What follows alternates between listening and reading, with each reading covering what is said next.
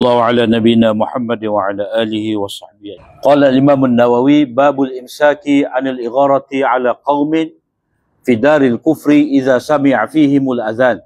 Ini bab menahan diri daripada menyerang kaum bangsa di dalam sebuah negara kafir bila mana didengari di kalangan mereka itu azan. Riwayat daripada Anas bin Malik, katanya Rasulullah sallallahu alaihi wasallam menyerang apabila terbit fajar. Ini sesuai dengan ayat itulah. Fa iza nazala bisahatihim fasa asabahul munzarin. Jadi orang yang telah diberi peringatan dia tetap tidak mahu beriman, maka mereka akan diserang, dan itulah seburuk-buruk pagi orang yang telah diberi amaran. Jadi Nabi SAW wa kana yastami'ul azan, maknanya menanti-nanti, mencari-cari kedengaran azan. Tunggu dulu sebelum terbit fajar. Bila mana baginda mendengar suara azan, baginda menahan diri. Jadi daripada menyerang. Wa illa, jika tidak mendengar azan, aghara, Nabi akan menyerang. Mana daripada sini difahami bahawa azan itu adalah tanda Islam. Maknanya ada seorang dua dalam kampung itu yang beriman, maka nak tahu macam mana dengan adanya azan mereka solat subuh.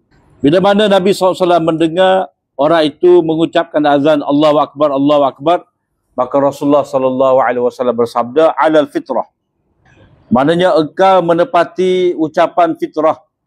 Maknanya pengakuan tentang tauhid itu adalah fitrah. Maknanya manusia itu diciptakan dengan fitrah, mentauhidkan Allah Ta'ala, ataupun ucapan dia itu adalah tanda dia mengakui bahawa dia berada di atas tauhid. Kemudian Nabi SAW, kemudian orang itu berkata dalam azan dia, asyhadu an la ilaha illallah, asyhadu an la ilaha illallah. Maka Nabi SAW berkata, engkau keluar dari api neraka. Maknanya ucapan syahadah itu pengakuan tauhid, maknanya seorang itu selamat daripada api neraka. Fanazaru fa iza huwa ra'i mi'za. Dilihat bahawa rupa-rupanya orang ini adalah pengembala kambing. Jadi boleh daripada ma'z. Jadi boleh jadi orang ini yang bawa kambing dia pergi ke satu tempat sehingga dia bermalam di situ. Dia bawa kambing sampai situ. Jadi daripada sini difahami bahawa azan itu adalah syiar, tanda Islam, tanda iman. Dan tidak boleh meninggalkan azan. Kata Khattabi, kalau penduduk negeri sepakat tidak mahu melakukan azan, maka kerajaan boleh memerangi. Sebab itu syiar. Ghaflah dalam keadaan bangun tidur, dia fikir macam Nabi Surah Khaybar tu lah. Dan waktu siap dengan cok, dengan guning, nak pergi kebun je. Jadi waktu tu waktu yang mana fokus mereka hanya kepada pertanian mereka. Jadi Nabi ambil kesempatan pada waktu tu. Lagipun orang Islam sendiri pun bertenaga lagi pada waktu pagi itu. Kemudian bab istihbabil qaul misla qaulil muazzin lima sami'ahu. Ini bab elok ataupun dianjurkan menjawab azan seperti mana ucapan muazzin kepada orang yang mendengar. Kemudian berselawat kepada Nabi SAW, kemudian memohon wasilah maqam yang tertinggi untuk Nabi. Riwayat daripada Abu Sa'id Al-Khudri bahawa Rasulullah SAW bersabda, apabila iza sami'tumun nida'a, bila kamu mendengar azan, seruan azan, maka ucapkanlah seperti mana yang diucapkan oleh muazzin itu. Jadi apakah ini sebagai wajib ataupun sunat? Kalau mengikut Imam Nawawi, dia kata sunat di sini. Tapi kalau kita tengok kepada lafaz hadis ni, faqulu, itu al-amru al-amru lil wujub. Jadi sebenarnya ada khilaf. Imam Tahawi dia ada menyebut dalam syarah Ma'anil Asar dia ni bahawa satu kumpulan daripada bahasa Hanafi mengatakan wajib, dan itulah yang ditarjihkan oleh Imam Aini dalam syarah Bukhari dia. Tetapi yang lebih sahihnya kata Imam Nawawi sunat. Jadi di antara dalil bahawa tidak wajib sebab Nabi SAW di sini Nabi jawab lagu lain, alal fitrah kharajta minan nar. Nabi tak jawab. Mana itu menunjukkan kepada sunat. Jadi ucaplah seperti mana yang dikatakan oleh muazzin. Jadi zahir daripada hadis ni, misliyah tu sama tu semua termasuklah hayya 'alas salah, hayya 'alas falah. Jawab seperti itu juga. Ada yang berpendapat lagu tu. Sebab itu dikira sebagai tetapi dalam riwayat lain menyebut untuk hayya 'alas salah dan hayya 'alas falah itu, oleh kerana itu adalah panggilan, tidak pengisytiharan, maka dia kena ucap la haula wala quwata illa billah. Ada pihak lain itu Allahu akbar, asyhadu an la ilaha illallah, la ilaha illallah, Allahu akbar, apa semua tu, itu adalah pengisytiharan. Lebih bersifat kepada pengisytiharan. Ada pun hayya 'alas salah, hayya 'alas falah ni, dia adalah seruan yang mana hendaklah dijawab tidak dengan mengulangi kalimah tadi, kerana dia panggilan. Jadi macam kita kata, kalau kita orang panggil makan nasi, mari makan nasi, kita berkata mari makan nasi. Jadi macam nganying lah. Istihar ataupun khabariyah, lafziyah, insya'iyah makna. Bangunlah, jangan tidur. Hendaklah ucapkan la haula wala quwata illa billah. Sebab untuk dapat bersemaya ni, untuk dapat pergi kepada kejayaan, ini adalah satu benda yang besar. Maka pada ketika tu dia kena ucapkan la haula wala quwata illa billah. Maknanya kena serah kepada taufik daripada Allah Ta'ala. Kemudian berkenaan dengan jawab azan ini, apa hikmah dia? Kata Imam Waliullah, oleh kerana azan ini daripada syiar agama, maka ditentukan untuk diketahui penerimaan manusia ni kepada hidayah Allah Ta'ala, maka diperintahkan supaya jawab azan, supaya jelas apakah reaksi mereka. Mereka faham macam mana. Maknanya lafaz azan itu yang dikatakan sebagai ad-da'watut tammah, dakwah yang sempurna, ajakan kepada beriman, kepada sembahyang. Jadi ini adalah nida, seruan. Jadi seruan itu perlu kepada sambutan. Jadi untuk tahu masyarakat tu menerima dakwah semaya, dakwah tauhid ni, maka disyariatkan supaya ada jawab. Maka jawablah dengan tadilah Allahu akbar, syahadah, jawab seruan solat dan kejayaan tadi dengan tauhid fil haul wal quwwah. Maknanya jawab dengan ucapan la haula wala quwata illa billah ni, dafa'an lima asa an yatawahama inda iqdami ala ta'ah min al-ujub. Untuk menolak takut-takut orang ni mari perasaan dia dapat melakukan ketaatan ni kerana diri dia. Ujub diri dia tu. Dia takut mayat tu. Mana aku tidak dapat sembahyang melainkan taufik hidayah Allah Ta'ala.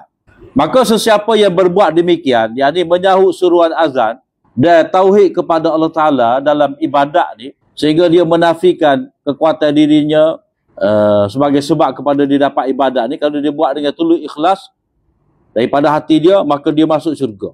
Kerana ini adalah bayangan kepada kepatuhan dan penyerahan dirinya kepada Allah. Dan Nabi SAW dan Umirah, dan dia disuruh supaya berdoa untuk Nabi. Berdoa untuk Nabi. Berdoa untuk Nabi itulah wa ba'athu maqaman mahmud. Berdoa untuk Nabi sebagai menyempurnakan tanda dia menerima.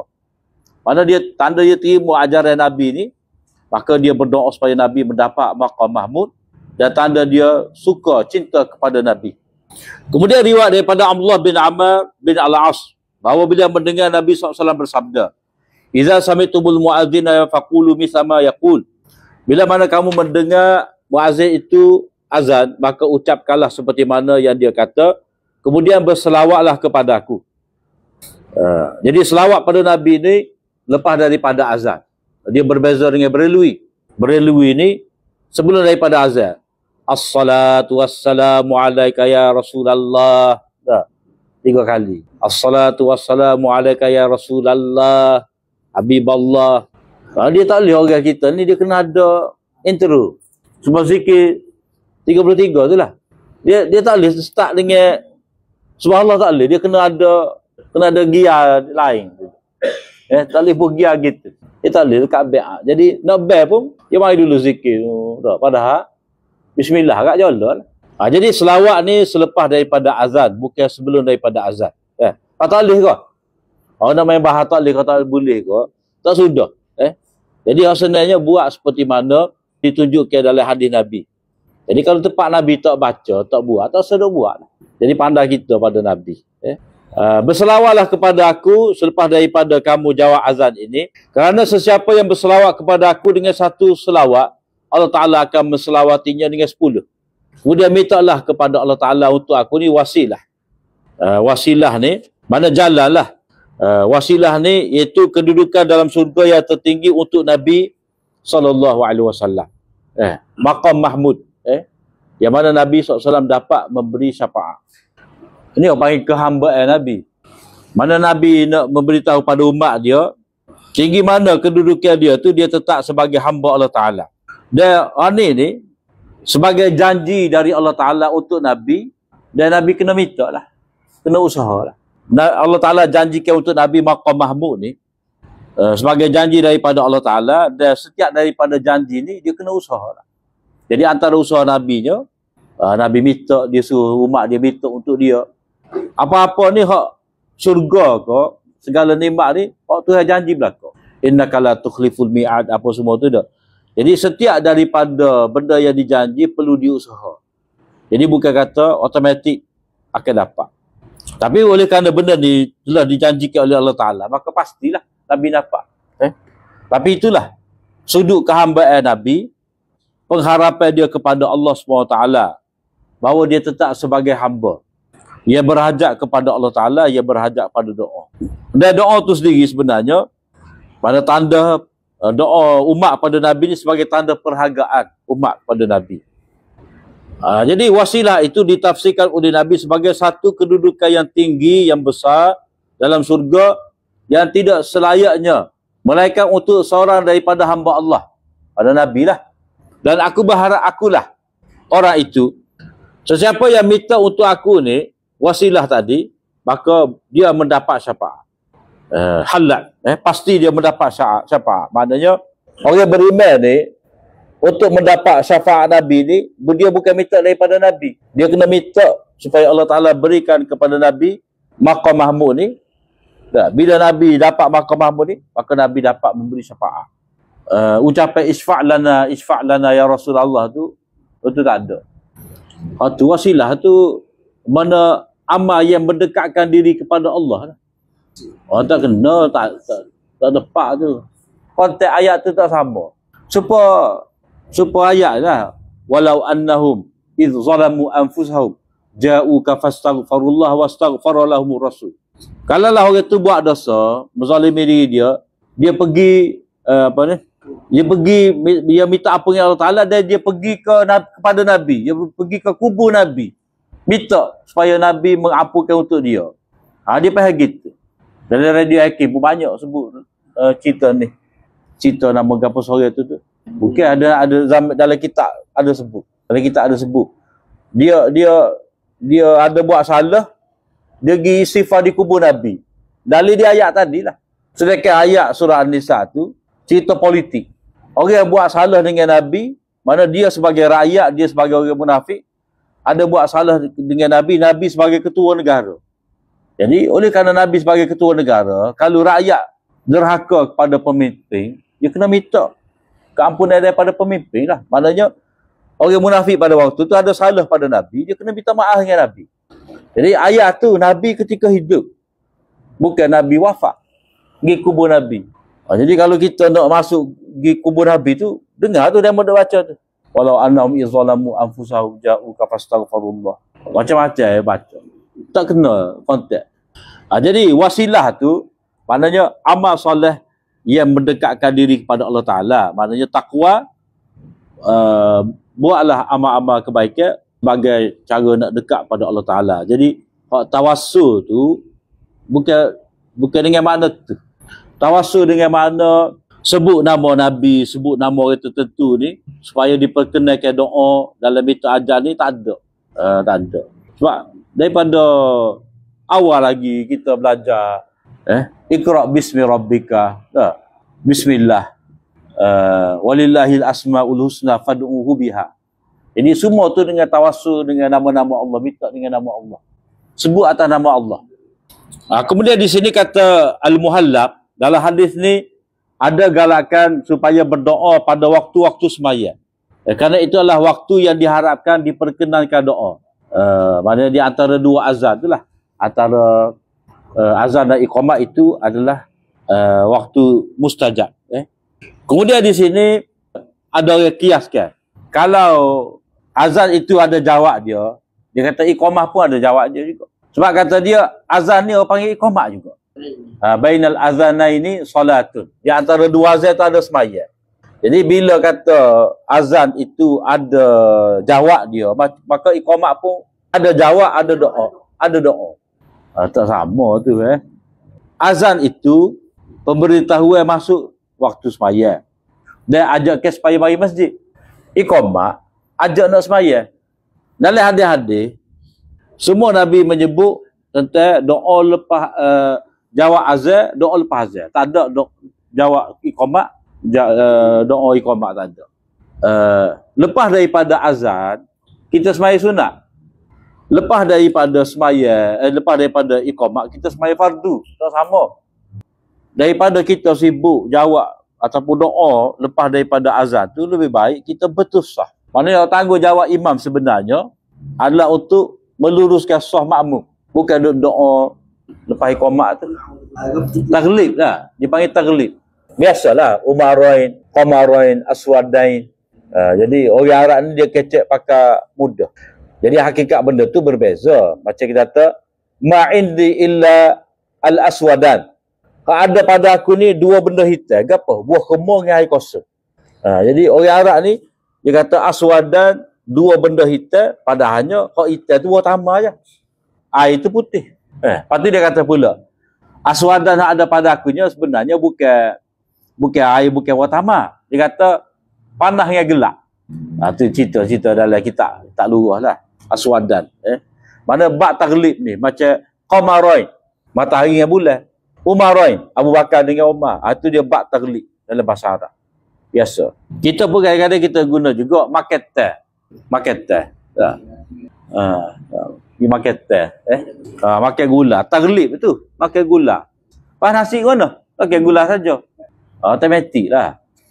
Kemudian riwayat 380 ni satu lagi jawab azan. Hadis daripada Sa'ad bin Abi Waqqas. Daripada Rasulullah sallallahu alaihi wasallam, baginda bersabda, man qala hina yasma'ul muazzina asyhadu an la ilaha illallah wahdahu la syarikalah. Ada Umar ni dia menafsirkan mana misliyah tadi faqulu bisama qala itu, yakni bila siapa pada hayya 'alas salah dan hayya 'alal falah kata la haula wala quwata illa billah. Jadi ada juga ulama dia faham secara umum seperti hadis mula-mula tu, faqulu bisama qala al muazzin itu hayya 'alas salah pun hayya 'alas salah lah. Tapi hadis ni menjadi mukhassis, mengkhususkan bahawa lepas daripada hayya 'alas salah kita kata la haula wala quwata illa billah. Dia kena kata la ilaha illallah min qalbihi. Maknanya ini sebenarnya tajdidul iman. Dia memperbaharui iman. Ikhlas kerana Allah Ta'ala. Riwayat daripada Sa'id bin Abi Waqqas, Rasulullah SAW bersabda, sesiapa yang mengucapkan ketika mendengar muazzin, asyhadu an la ilaha illallah wahdahu la syarikalah wa anna Muhammadan abduhu wa rasuluh. Raditu billahi rabba wa bil islami raditu billahi rabba wa bi Muhammadin rasulah wa bil islami dina ghufira lahu dhanbuh. Jadi hak ni boleh jadi selepas daripada azan ataupun bila dengar syahadah muazzin itu. Sebab dalam riwayat Tahawi, Tariq Abdullah bin Mughirah ni, man qala hina yasma'ul muazzin yatashahhad. Siapa kata ketika dia mendengar muazzin mengucapkan asyhadu an la ilaha illallah. Jadi dia pun jawab ni lah. Maksudnya dari segi susunan itu tak apalah. Tak apalah. Pilih halal. Maknanya kadang-kadang kita boleh gabung, kadang-kadang kita boleh ambil salah satu. Jadi raditu billahi rabbah tu merujuk kepada Allahu Akbar. Asyhadu an la ilaha illallah, la ilaha illallah. Wa bi Muhammadin rasulah tu, wa asyhadu anna Muhammadar rasulullah, wa bil islami dina tu salah dengan al-falah. Jadi semaya tu Islam, Islam tu kejayaan. Jadi raditu billahi rabba ni maknanya kita menerima ketuhanan Allah Ta'ala. Segala ketetapan dia, hukum hakam dia, kemudian terima Nabi ni, mana kita menerima apa yang dibawa oleh Nabi. Dina sebagai i'tiqad, sebagai pegangan. Ini bab kelebihan azan dan larinya syaitan ketika mendengar azan. Ataupun bab pertama ni berkenaan dengan kelebihan azan. Iaitu hadis Muawiyah. Aku mendengar Rasulullah sallallahu alaihi wasallam bersabda, al-muazzinuna atwalun nasi a'naqan yaumal qiyamah.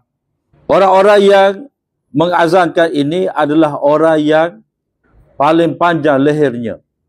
Ada beberapa tafsiran di sini.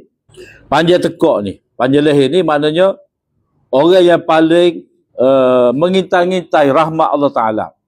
Jadi bila hitam ni, jenguk ni panjang tekuk-tekuk lah. Mana dia, betapa dia nak kepada rahmat Allah Ta'ala. Maksudnya, banyaknya dia melihat pahala yang diperolehinya. Ada kata, panjang leher ni maknanya mereka ini adalah pemimpin. Sebab orang Arab ada menyebut, pemimpin ni adalah orang panjang leher. Ada yang kata panjang leher ni maksudnya paling banyak pengikut.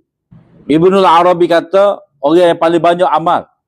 Qadiyah ada menyebut, setengah perawi menyebut, atwalun nasi i'naqa. I'naqa maknanya isra'an ila jannah. Orang yang paling segera ke syurga. Kata Mirak, yang dimaksudkan dengan panjang leher ni, mereka ni istiqamah. Istiqamah lah. Nak boleh kau azan ni. 5 kali sehari. Setiap kali masuk waktu dia mari azan. Mana dia istiqamah, tenang hati. Ini sebagai menzahirkan kemuliaan mereka. Mereka ni tidak berada di tempat yang terhina. Dalam riwayat pun ada menyebut. Mereka berada di atas timbunan kasturi. Sebab apa? Sebab di dunia ni, dia nak azan ni, dia kena ukah tempat tinggi. Kena naik atas bukit, naik menara. Jadi sebab itulah dia duduk atas timbunan kasturi. Kemudian boleh jadi juga masuk panjang leher ni maknanya panjang leher ni dia tengok ramai orang yang hak menyahut seruan azan dia. Sebab di sini dalam hadis lain ni, dalam hadis mana ni? Al-muazzin yughfaru lahu mada sauti wa yashhadu lahu jin wal ins. Orang yang juru azan ni mendapat keampunan sejauh suara dia pergi. Dan jin dan manusia memberi saksi pada dia. Mana panjang tekuk-tekuk tu, mana dia boleh tengok ramai orang yang dapat dengar azan dia. Jadi walaupun dia duduk satu tempat, tapi suara dia tu kena dengar ke tempat yang lain. Mana panjang tekuk tu maknanya dia melihat, mengintai-ngintai orang yang telah mendengar suara dia, yang jawab seruan dia. Kemudian riwayat berikut ni larinya syaitan. Juzuk kedua daripada terjemahan bab ni. Al-mu'azzim mu'tamin. Bahadah kan minggu lepas. Sebahadah. Nabi apa ni peluang kelebihan tu dah. Kelebihan tu Nabi bagi pada orang mengikut kaedah pembahagia lah. Takkanlah nak bolok dia belakang. Dan Nabi sebagai imam, takkanlah Nabi nak berbuk jadi muazzin pula. Sebab dari segi persyaratan azan ni hikmah besar. Dia bermula daripada fikiran sahabat. Bagaimana nak kita boleh semaya ramai. Jadi masing-masing ada kerusungan, ada fikir mesyuarat. Oh ni kata gini. Maknanya benda tu dia ambil berat. Lalu Allah Ta'ala bagi mimpi kepada Allah bin Zaid. Dan kepada Sayyidina Umar. Jadi kelebihan pula, dua orang ni dapat mimpi, tapi hak terlebih dahulu memberitahu kepada Nabi Abdullah bin Zaid. Jadi Sayyidina Umar kelebihan dia apa? Dia mengesahkan. Jadi saksi. Jadi saksi. Ada kelebihan dia juga. Lepas tu, Abdullah bin Zaid ni pula, Nabi kata, kum. Kamu bangun, pergilah hajar pada Bilal.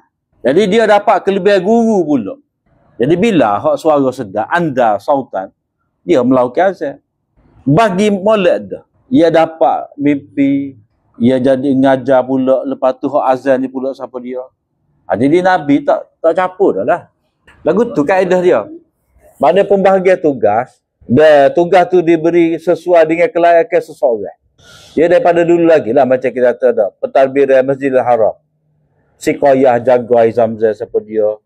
Bagian Koci Kaabah, Kiswah siapa dia. Memang lagu tu dah. Pembahagian tugas. Jadi panggil apa ni? Modal insan. Modal insan Nabi. Mana Nabi dia tengok dah kelayakan seseorang, gapo. Jadi dalam masa yang sama Nabi nak angkat kedudukan Bilal. Daripada hamba tu ada kedudukan. Lepas tu Ibnu Umi Maktum pula. Dia buta tapi dia boleh azan. Jadi ada peran dia. Jadi one man show ni tidak sesuai lah dalam pentadbir agama. Riwayat daripada Jabir, aku mendengar Rasulullah sallallahu alaihi wasallam bersabda, "Inna syaitana idza sami'a an-nida'a bis-shalah dhahaba hatta yakuna makana rauha." Syaitan ini bila mana dia mendengar seruan sembahyang azan, dia akan pergi lari sehinggalah berada di rauha. Sejauh tu rauha. Rauha di mana zaman ni? 36 batu sini dia kata. Rauha ni aku tanya Sulaiman kata aku tanya kepadanya. Aku tanya pada Abu Sufyan lah. Qala Sulaiman fasa'altuhu. Sulaiman tu Sulaiman bin Mihran al-Amash. Jadi dia jawab jarak daripada Madinah tu 36 batu. Sejauh tu. Mana tak suka dia kepada kalimah tauhid.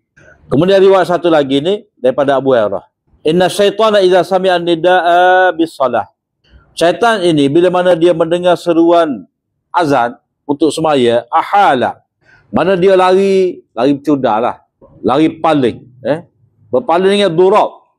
Durab ni kentut yang berbunyi sesuai dengan huruf dia tu. Huruf tebal, durab, Kalau tak bunyi tu dia panggil fusa. Seh, fa, sing. Seh gitu. Jadi dia lari tu terketuk-ketuk sehingga tidak mendengar suara tu. Bila mana berhenti, diam sesak azan, dia pun balik semula. Dia main kacau lah orang nak semaya ni. Orang main sunat ke apa semua ni. Bila mana dia mendengar iqamat, dia lari sehingga dia tidak mendengar suaranya. Bila diam, dia kembali dan memasuki semaya waswah orang ni. Mana dia kalah dengan azan. Terkentuk ni sebab dia tak saya dengar lah. Dia nak lawan suara azan tu. Sebagai istighfaf, tanda dia melekehkan azan. Buat bising. Ataupun dengan masuk, takut dia tu siapa terkeluar angin. Takut doa pada azan. Boleh jadi belakang. Dalam riwayat satu lagi, walahu khusas. Sama juga makna. Cuma ada kata khusas tu dengan makna lari dengan kuat.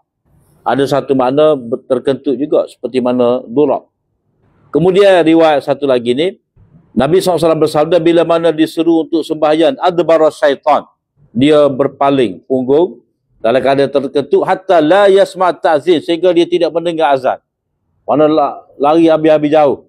Bila mana selesai azan, dia pun akbala, mari semula sehinggalah dipanggil semula untuk sembahyang, yang iqamat dia pun lari sehinggalah selesai iqamat, dia pun mari semula sehinggalah hatta yakhtura bainal mar'i wa nafsihi, sehingga dia mari bisik, mari lintasan-lintasan dalam hati orang beriman.